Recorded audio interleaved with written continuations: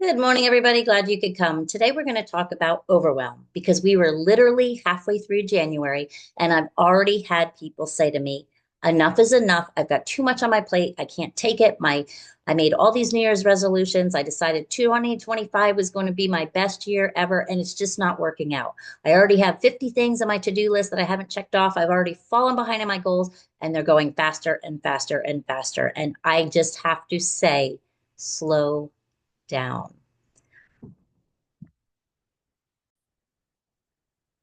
Today we're going to talk a little bit about overwhelm and how people get overwhelmed, why people get overwhelmed, what it really means.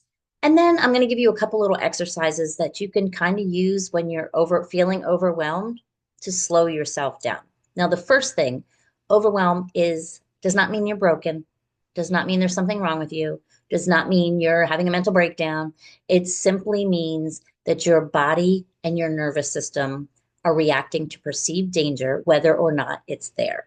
Now, if you know me, you know that when somebody says, well, how does overwhelm start and how does this get started? I'm going to say you have to go all the way back to your childhood and you have to figure out when you started feeling unsafe. And that is what your body's feeling now. As an adult, your body is feeling unsafe. So you're probably thinking to me, Tammy, right now I have a list. I have 100 things on my list and I can't get them all done. That's overwhelmed. What does that have to do with being a child? What does that have to do with the belief systems? I know you always talk about belief systems that were acquired when I was a child that could make me feel like this today. Well, I'm going to give you an example. I'm going to use my parents as an example. When I had mom and dad, both were alcoholics, unfortunately, but mom was more brutal. She was more condescending and nasty and snarky and would spank me for no reason. Dad was more of kind of like the protective person to me because he realized how much my mom disliked me for whatever reason. So if I did something wrong, or I talked when I wasn't supposed to talk, or I just existed when I shouldn't have been existing, I would get in trouble from mom. And so dad would always jump in. He would say, leave her alone. Linda, leave her alone. She's just a kid. Give her a break. She's just a kid. Hey, it was just a mistake. Cut her some slack. Right. And then it wouldn't matter. It would go on. My mom would pick until they would get in this big argument. And it always ended like that. Mom and dad in this brutal fight because Tammy just was. So, how did that make me feel? What was the things that made me feel unsafe? It made me feel unsafe when I wasn't being perfect. It made me feel unsafe when I was too there. So I learned to be little. It made me feel unsafe when I just existed, really. So as an adult, as I go into adulthood, all of a sudden I hear people arguing. And what does that do to me? My brain says, oh my gosh, Tammy, people are arguing. It's confrontation. Be little, be perfect, don't make a mistake, don't do anything wrong. That's the normal process and how we think and how I obviously thought. But now as an adult, it can send you into overwhelm because when you're feeling that unsafeness, you're feeling it in your whole body. Your whole body is perceiving this potential threat and you're going into overwhelm. So if I have that list of 100 things and I can't get them all done, I'm thinking, oh my God, this could be the end. And why? I know as an adult, I know as a 56-year-old woman that not doing everything on your to do list is not the end. But that's not where I'm coming from. I'm coming from that 6-year-old child or 7-year-old child that thinks, oh my gosh, if I don't do everything perfectly, there's going to be this horrific fight and I am now in danger. And that is what my body is reacting to. It's reacting to a perceived threat, not a real threat. It's a protective mechanism to shut my body down so that I don't feel this perceived or this threat that could potentially end my life. Again, I know as 56-year-old woman, this is not going to end my life, but that's not what I'm thinking. As a child, everything seems much more big and much more dramatic and much more scary. And when you're coming from that inner child or you're coming from that little you subconscious mind, it seems that big and it seems that scary. And so you shut down. You literally shut down. And that is what overwhelm does to you. So in reality, overwhelm is not your enemy. It's actually just a sign. It's just telling your body to slow down and listen to what's going on. And I'm going to give you a couple practices, just 3 or 4 practices that will actually show you how to do this. And also want you to understand that it's a certain part of you that feels unsafe or unharmed. If you've ever heard of IFS or internal family systems, they cover a lot of parts work. And what that is basically saying that there's a part of you that is protecting you. There's all these different parts of you that are protecting you. So in this case, it was that part of me that was protecting me. I became a perfectionist. I became little. I became those things because that part of me said, if you do this, you will be safe. But then there's other parts inside of you that are protecting you from that part. And it gets really messy because our minds try to control things from the outside. But as soon as we understand that the things that we're dealing with, that these conflicts are actually on the inside and they're coming from our belief systems on the inside, we can start to try to befriend these certain parts. So in my situation, what I would want to befriend is the part of me that says I have to be perfect or things are scary and dangerous, or the part of me that says I have to be little or things are scary and dangerous. So those are the parts of me that I need to befriend, get them to trust me. And that's really what this is all about. It's getting you to trust yourself because right now you don't have a lot of trust in yourself, possibly. So I'm going to go over just a couple of the little exercises that I think are very good when you're in this sense of overload. And again, it's not going to work by just getting into your mind and saying to yourself, Tammy, you're overwhelmed. Stop it, stop it, stop it, stop it, stop it. That never works. All it does is make you feel more unsafe, make your nervous system more agitated, and it literally reciprocates the cycle over and over and over again. So, what you want to do is you want to make that part have a felt sense of love and security and nurturing.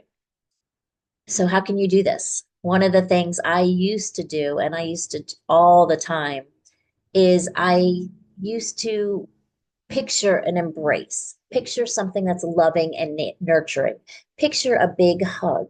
And I would physically hold myself. I would physically put myself in a great big bear hug and rock back and forth. I could pick up my pet. I pick up my dog. I rub my dog. I play with their ears. I just feel that sense of love and nurturing. And while I'm doing this, I'm saying to myself, with my hand on my heart, or my hand around my pet, or my arms around myself, and I'm imagining somebody wrapping me in that unconditional love, I'm saying to myself, you are safe, you are loved, and you are enough. And sometimes you can do that even when you're not feeling overwhelmed. Do it once or twice a day. Just grab yourself, give yourself a big bear hug. Pay attention to what it feels like when you grab your own arms or you put your hands on your heart, the weight of your hands on your heart, and say to yourself, you are safe, you are loved, you are enough. Another thing you can do is get that inner child connection. Acknowledge that part of you that feels unsafe. So, in order to do that, you might want to imagine a younger version of yourself overwhelmed. And this was very easy for me because I could picture myself standing there staring at both my parents and they're fighting back and forth, and my heart's racing and I'm sweating and I don't know what to do and I don't know where to run. I don't know what to go. And picture yourself there and then sit down next to them and say those same words. You're not alone anymore. You are safe. You are loved. You are enough. I'm here to keep you safe. Don't go in and question them. Don't sit down and be like, why are you overwhelmed? This is ridiculous. You're a grown woman. You know, you're not a child anymore. Blah, blah, blah, blah, blah, blah, blah. All you need to do to start with it is just encourage that younger you to know that you are with them, that they are safe, that they are loved, that they are enough. Um, and then see how your body responds to that. See what happens when you do that. If you need to give yourself a hug through that whole thing, if you need to put your hands on your heart and just, breathe in that peace and breathe in that white light. I love to do that. I love to just picture white light coming in through my crown of my head and filling my entire body the whole time, just hugging myself. You are safe, you are loved, you are enough. Another one that people like is called the butterfly hug. And I think that's a fun one. Someone actually showed me this when I was a child, and it's the same thing. Okay, you're crossing your arms over your shoulders like this, kind of like almost like the bear hug, but it's like a butterfly. And while you're doing the mantra, you're literally tapping alternately on your shoulders. So it's like you're just doing like a little butterfly hug and you're just tapping back and forth. And you're just saying, I am safe. I am here. I am here for you. You are loved. You are enough. And just keep doing that. It's just something, it's the human touch. And there's lots of, you learn about EFT tapping, you learn about EMDR, you learn about all these different things with touch and movement and visualization. And it works because the bottom core problems are usually stuck in our nervous system. And that is why, again, it doesn't help to just go to your mind and say, Tammy, stop. Tammy, grow up. Tammy, be smart. Tammy, you're safe. It doesn't do help to do that because 80% of what goes on goes directly from your nervous system to your brain, and 20% is coming directly out of your brain. So it's exactly opposite of what you think. Talking yourself out of something is only 20% effective, where getting your body to get out of something is going to be 80% effective.